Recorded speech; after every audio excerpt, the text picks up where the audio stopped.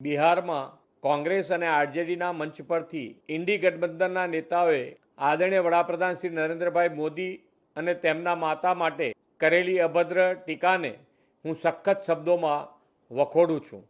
રાહુલ ગાંધીના નેતૃત્વમાં કોંગ્રેસની માનસિકતા કેટલી હદે નીચલા સ્તરે ઉતરી ગઈ છે તે આવા અશોભનીય નિવેદનથી દેશ સમક્ષ છતું થઈ ગયું છે. એક સાધારણ ગરીબ પરિવારની માં એક સંઘર્ષ વેઠીને પણ પોતાના પુત્રનું સંસ્કાર સિંચન કરીને દેશને આદરણીય શ્રી નરેન્દ્રભાઈ જેવું રાષ્ટ્રને સમર્પિત સક્ષમ નેતૃત્વ આપ્યું છે.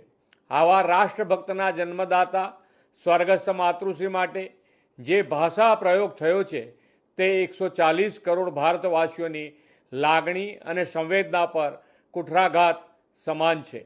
ઇન્ડી ગઠબંધનના નેતાઓની આ અભદ્ર ભાષા એ દેશની દરેક મા અને બેટાનું અપમાન છે. તેમના આવા કૃત્ય બદલ તેમને દેશની જનતા માફ નહીં કરે.